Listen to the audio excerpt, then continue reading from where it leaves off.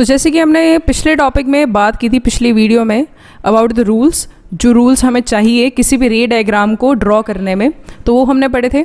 तो आगे हम चलते हैं, कुछ रे डायग्राम्स को ऑब्जर्व करते हैं। सबसे पहले ये रे डायग्राम अगर आप देखें ध्यान से, तो उसमें क्या हो रहा है, यहाँ पे प्रिंसिपल एक्सिस से आपकी एक इंसिडेंट रे जाके स्ट्राइक की आपके मिरर के साथ रिफ्लेक्टिंग सरफेस पे, वो यहाँ से स्ट्राइक होके बैक आई उसके रिफ्लेक्टेड रे जो आपके पास की फोकस में से, ठीक है। तो एक रे और आई जो पास की आपकी सेंटर ऑफ कर्वेचर के साथ, तो ये एक इस तरह की रे डायग्राम है। सेकंड नंबर पे जो आपके पास रे डायग्राम आती है वो कुछ इस तरह है। सबसे पहले ये रहा आपका parallel to the principal axis, यहाँ से आपकी क्या आई, रे ऑफ लाइट। तो ये क्या हुई, जब आफ्टर रिफ्लेक्शन ये जाके स्ट्राइक हुई, पास हुई फोकस में से, और it also appears to pass through centre of curvature. तो इस तरह से भी एक रे डायग्राम आपको आप ऑब्जर्व कर सकते हैं। आगे आपके पास आता है एक और है रे डायग्राम, जिसमें क्या है, आपकी parallel to the principal axis एक रे ऑफ लाइट है, वो जाके स्ट्राइक की, जो बैक आके पास की आपकी सेंटर ऑफ फोकस में से, and it also appears to pass from your centre of curvature. ये दो डायग्राम सेम है। हम आगे चलते हैं। आगे क्या है, आगे एक और है, यहाँ से आपके सेंटर ऑफ कर्वेचर में से एक पास कर रही है, it's get स्ट्राइक्ड towards the surface of your spherical mirror. ये सिंपली पास की सेंटर ऑफ कर्वेचर में से और जाके स्ट्राइक की, इसकी कोई रिफ्लेक्टेड रे वापस नहीं आई, और ये सेम डायरेक्शन में ही रिफ्लेक्ट होके वापस आएगी जिस डायरेक्शन में ये गई थी। अब ये एक और है रे, ये अनदर रे डायग्राम है। इसमें क्या हो रहा है, अगर आप ध्यान से देखें तो एक रे ऑफ लाइट जो है वो आफ्टर पासिंग योर मिरर पास हो रही है सेंटर ऑफ कर्वेचर में से, ठीक है। अब ये जो सेंटर ऑफ कर्वेचर है, after passing from centre of curvature, ये जो रिफ्लेक्टेड रे है ये सेम डायरेक्शन में वापस जाएगी। So here you can see दो एरोस, आपको पता चल जाएगा इससे। आगे चलते हैं, एक और एग्जाम्पल ली है इसमें से। एक आई आपकी इमेज, वो स्ट्राइक की आपके पोल के साथ, आपकी रिफ्लेक्टेड इंसिडेंट रे आई जो आपकी कोलाइड की, फॉर एग्जांपल एक आपकी इंसिडेंट रे है, आप देख सकते हैं यहाँ पर, ये इस तरह से आई और जाके स्ट्राइक की है आपके पोल के साथ, और पोल से ये रिफ्लेक्ट बैक होगी इन द ऑपोजिट डायरेक्शन, पर इसने एंगल जो है वो सेम बनाया है। यहाँ पे आई एंगल और आई एंगल, आर एंगल दोनों एक दूसरे के बराबर हैं। यहाँ पे अगर आप देखें, ये तो था आपका कनकेव मिरर का केस, यहाँ पे कन्वेक्स मिरर का केस है। यहाँ पे जब आपकी इंसिडेंट रे आई वो स्ट्राइक की पोल के साथ, तो वो क्या होगी, रिफ्लेक्टेड रे प्रोड्यूस होगी। रिफ्लेक्टेड रे का और आई का, इंसिडेंट रे का, दोनों का जो एंगल है वो सेम रहेगा, वो दोनों एक दूसरे के इक्वल रहेंगे, ठीक है। तो ये आगे आपका कनकेव और कन्वेक्स मिरर का केस। आगे बात करेंगे जो इमेजेस फॉर्म्ड, जो इमेजेस बनाता है कनकेव मिरर, उसकी बात करेंगे। सबसे पहले तो हमने इस कॉलम में क्या लिया, पोजीशन ऑफ ऑब्जेक्ट, ऑब्जेक्ट की पोजीशन का, किस ऑब्जेक्ट को किस पोजीशन पे हमने रखा है। दूसरा पोजीशन ऑफ इमेज, किस पोजीशन पे इमेज पड़ी है आपकी, और नेचर, जो इमेज बनी है उसका नेचर क्या है, और जो इसकी फिगर है रे डायग्राम की वो क्या बनेगी। सबसे पहले इन्फिनिटी पे अगर आप देखें, अगर आपकी ऑब्जेक्ट पड़ी है इन्फिनिटी पे, आपको पता ही नहीं है वो कहाँ पे पड़ी है, तो जो इमेज बनेगी वो बनेगी फोकस पर, और जो इमेज का नेचर होगा वो रियल होगी, इन्वर्टेड और डिमिनिश्ड। डिमिनिश्ड का मतलब होगा छोटी सी होगी, और इसकी फिगर कुछ इस तरह से बनेगी। इन्फिनिटी के लिए आपको नहीं पता है जो आपकी रे ऑफ लाइट्स हैं वो कहाँ से आ रही हैं, तो आपने एक रे ऑफ लाइट यहाँ से ली, that is parallel to principal axis, और एक यहाँ पर ली। ये आफ्टर स्ट्राइकिंग ये जाके मीट करेंगे कहाँ पे, फोकस पे, दोनों की दोनों रेस, जो रिफ्लेक्टेड रे है वो मीट करेंगे एट द फोकस, और यहाँ पे आपकी बनेगी इमेज, वो जो हाईली डिमिनिश्ड होगी, ठीक है। तो हियर इट इज, ये रियल होगी, इन्वर्टेड होगी और डिमिनिश्ड होगी। ये रियल इसलिए क्योंकि ये अबव द स्क्रीन बन रही है, स्क्रीन के सामने बन रही है, स्क्रीन के पीछे नहीं बन रही। अगर यहाँ पे इमेज बनती तो वो होती आपकी वर्चुअल इमेज,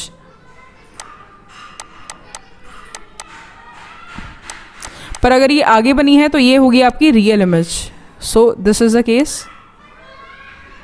आगे चलते हैं, कहते हैं कि अगर इन्फिनिटी और सेंटर ऑफ कर्वेचर के बीच में आपकी ऑब्जेक्ट पड़ी हो, इन्फिनिटी मतलब ये सारा वाला पोर्शन आपका इन्फिनिटी हो गया, ये आपका सेंटर ऑफ कर्वेचर हो गया, इन दोनों के बीच में कहीं पर भी आपकी ऑब्जेक्ट पड़ी हुई है, फॉर एग्जांपल उसको ओ मान लीजिए, तो उससे सबसे पहले एक जाएगी ray of light parallel to the principal axis, ये वाली, ये स्ट्राइक करने के बाद मिलेगी फोकस पे, और साथ ही साथ इसकी रे ऑफ लाइट पास करेगी, वो डायरेक्टली फोकस में से पास करेगी और स्ट्राइक होके पैरेलल टू प्रिंसिपल एक्सिस आ जाएगी। तो यहाँ पे जो इमेज बनेगी वो आपकी बनेगी किस केस में, यहाँ पे इस जगह पे between focus and your centre of curvature, तो हेयर इट इज़, तो जो इमेज बनेगी वो रियल होगी, इन्वर्टेड होगी और साइज़ उसका स्मॉल होगा। हमेशा जब रियल और इन्वर्टेड इमेजेस बनती हैं तो उन केस में जो साइज़ होता है इमेज का वो छोटा होता है, पर वर्चुअल और एरेक्ट के केस में आपकी जो इमेज वो बड़ी भी हो सकती है और बराबर भी हो सकती है। आगे अगर आपने जो इमेज है उसको, अगर आपकी जो ऑब्जेक्ट है वो आपकी पड़ी है सेंटर ऑफ कर्वेचर पर, दिस इज़ योर सी, इस पॉइंट को हम क्या बोलेंगे, इस पॉइंट को, इसको कहते हैं सी, सेंटर ऑफ कर्वेचर।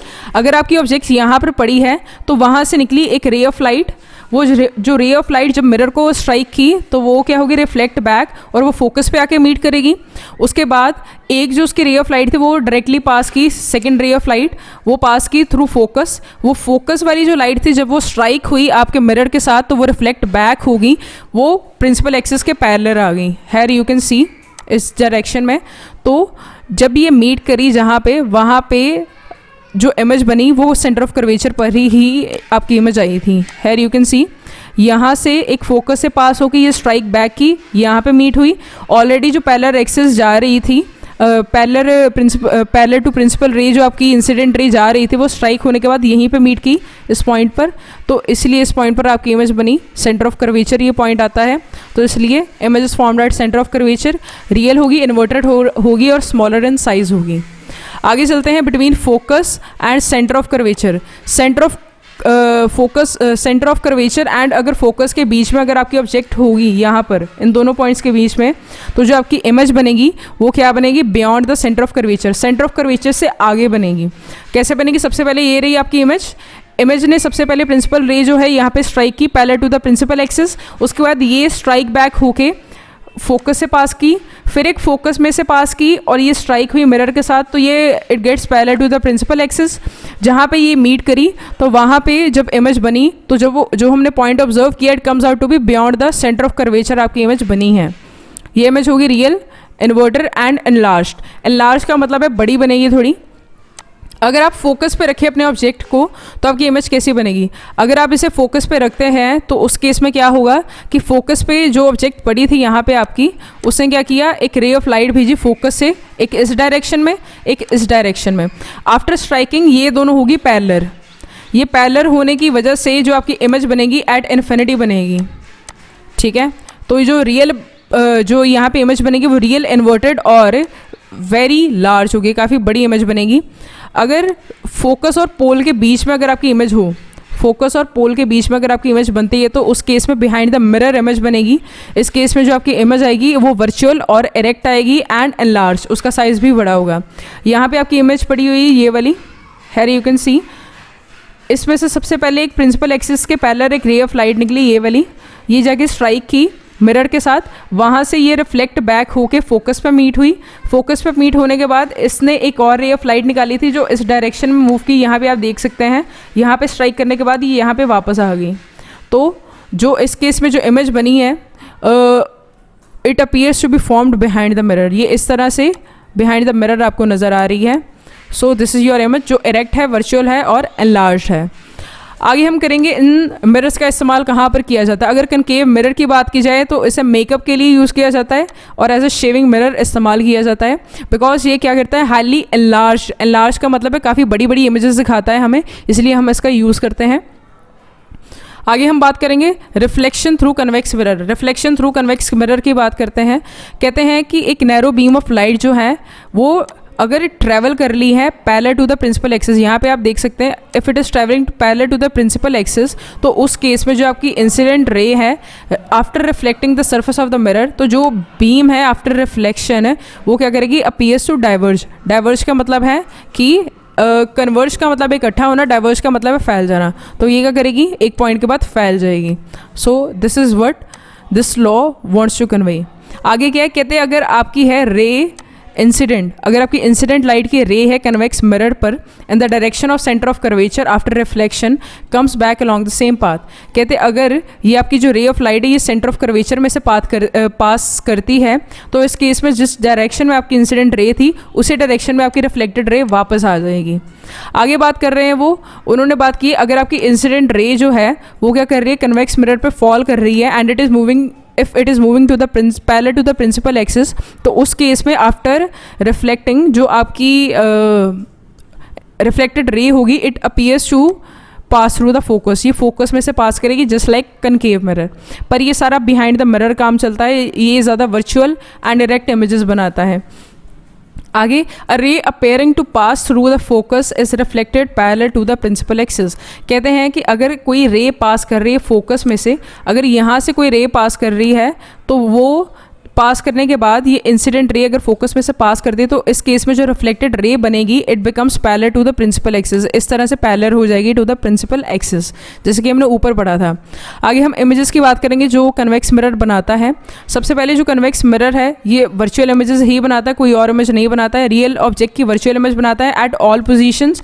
साथ ही साथ कहते हैं जो इमेज है जो ये बनाता है वो वर्चुअल होती है, इरेक्ट होती है और स्मॉल होती है देन द ऑब्जेक्ट। इसीलिए जो कन्वेक्स मिरर्स हैं इनका इस्तेमाल हम करते हैं व्हीकल के जो रेयर व्यू मिरर्स होते हैं उस केस में। जो रेयर व्यू मिरर होता है ये क्या करते हैं, हमें छोटी इमेज बना के देते हैं ऑफ आर सराउंडिंग, जो हमारी सराउंडिंग है, जो पीछे ट्रैफिक चल रहा है उसकी एक छोटी सी इमेज बना के देते हैं ताकि हमारी जो नज़र है वो सारे के सारे पीछे वाले जो रोड के व्हीकल सारे उन पर रहे। ठीक है, आगे चलते हैं। आगे क्या है हमारे पास, यहाँ पे आप इमेज देख सकते हैं, यहाँ पे इन्फिनिटी की बात की जाए। इन्फिनिटी के केस में यहाँ पे आई आपकी रेस वो क्या की, सेंटर ऑफ कर्वेचर में से पास की, तो जहाँ से ये रे ऑफ लाइट आई थी उसी डायरेक्शन वापस आएगी if it is passing through centre of curvature, ये रूल था ऊपर। आगे जैसे ये पैरेलल आई टू द प्रिंसिपल एक्सिस, ये क्या की आफ्टर रिफ्लेक्टिंग ये पास हुई आपके फोकस में से, तो इस केस में जो आपकी इमेज बनी वो आपकी बनी फोकस के ऊपर। आगे हम बात करते हैं किस चीज़ की, आगे हम बात करेंगे अगर आपकी जो ऑब्जेक्ट है आपने पोल से थोड़ा पहले रखी है तो उस केस में जो आपकी इमेज है सबसे पहले ये प्रिंसिपल एक्सिस के पहले एक रे पास होगी जो आपकी पास होगी फोकस में से। अब फिर एक और रे आएगी जो आपकी किस चीज़ में से पास करेगी, ये through your centre of curvature, ये वाली रे। तो जब ये मीट करेगी तो ये जब फोकस वाली रे ऑफ लाइट को मीट करेगी तो यहाँ पे इसकी इमेज बनेगी पोल और फोकस के बीच में। तो इस तरह से ये कुछ डायग्राम प्रेजेंट की गई है। आगे कहते हैं जो वर्चुअल इमेजेस होती हैं वो ज़्यादातर डिमिनिश्ड मतलब छोटी होती हैं साइज़ में। अपराइट मतलब स्ट्रेट पड़ी होती हैं, जिस तरह से आपको इमेज देखने को मिली है, जो जिस तरह से कोई इंसान खड़ा है आपकी वैसी ही इमेज आपको मिलेगी उसकी। साथ ही साथ कहते हैं जो कन्वेक्स मिरर्स हैं ये वर्चुअल इमेज बनाते हैं ऑब्जेक्ट्स की। साथ ही साथ no matter where in front of the mirror the object is place, कहते हैं कि ये हमेशा छोटी इमेज ही बनाएंगे, डजंट मैटर कि कोई भी ऑब्जेक्ट इससे दूर है या पास है, इससे हमें छोटी ही बनानी है।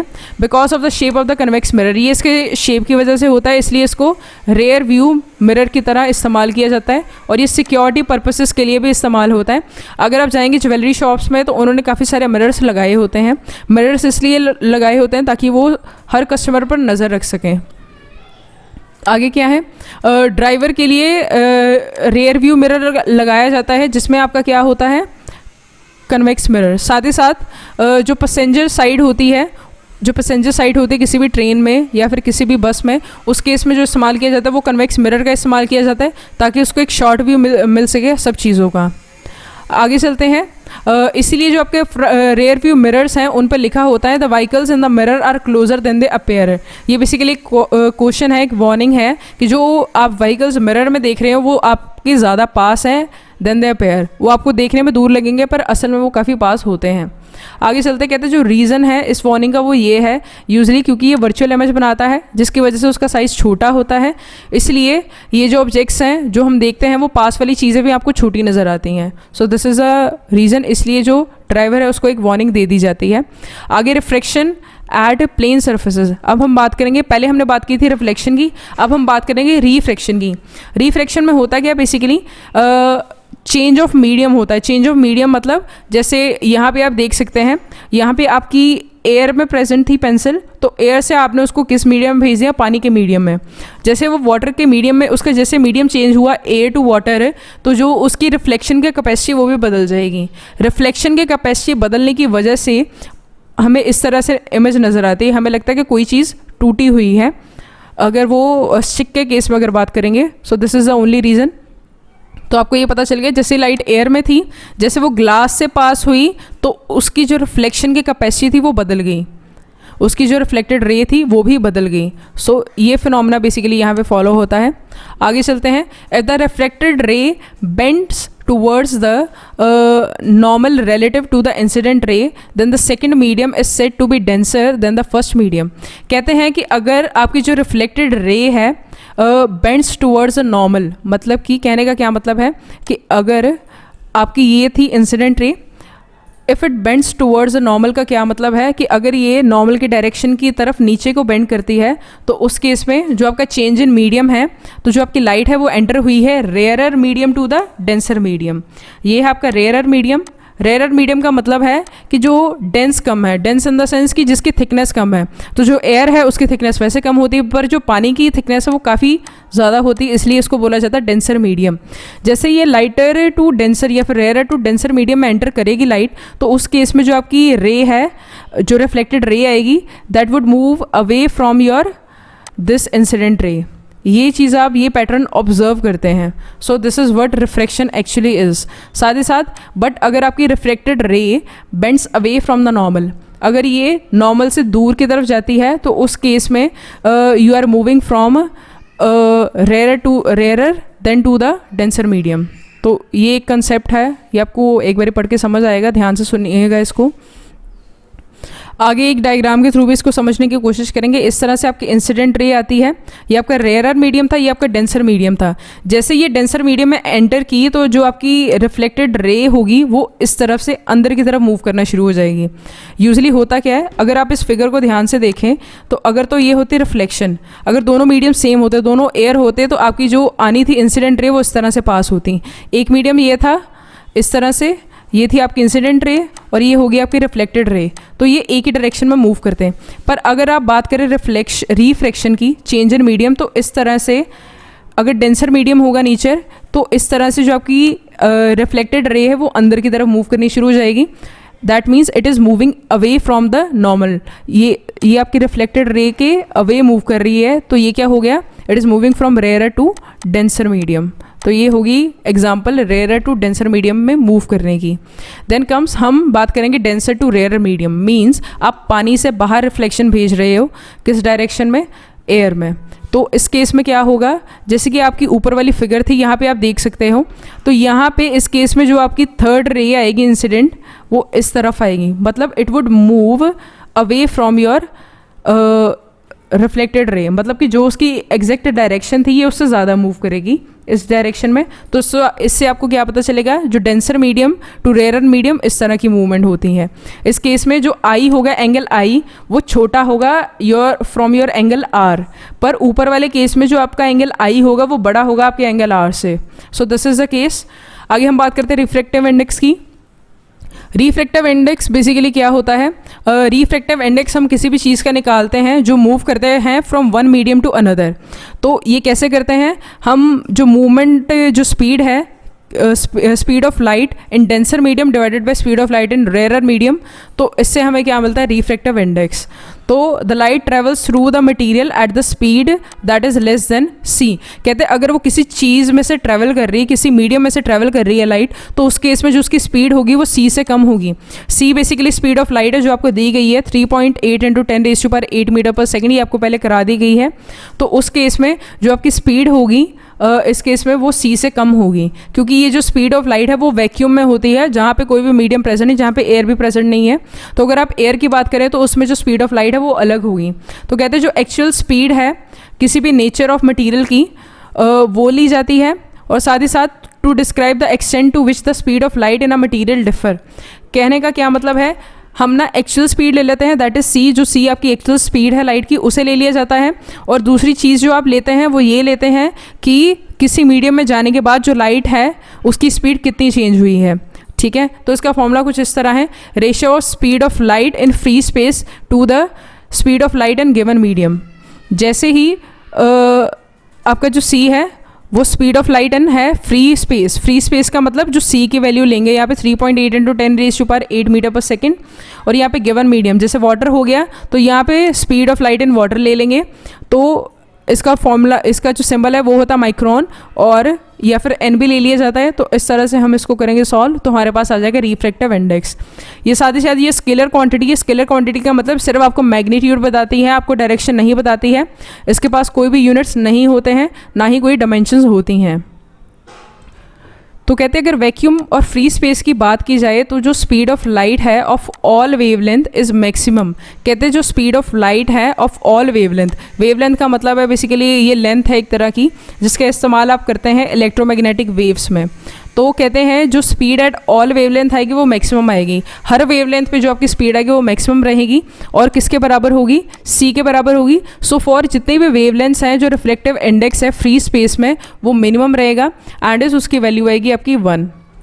आगे है कहते हैं फॉर अ गिवन लाइट, इस एक गिवन लाइट की अगर बात की जाए, अगर वो जो मीडियम है जिसमें वो ट्रैवल कर रही है अगर वो डेंसर है तो laser will be the speed, जो उसकी स्पीड होगी वो काफ़ी कम होगी। So greater will be the reflective index, तो जो रिफ्लेक्टिव इंडेक्स होगा वो उतना ही ज़्यादा होगा।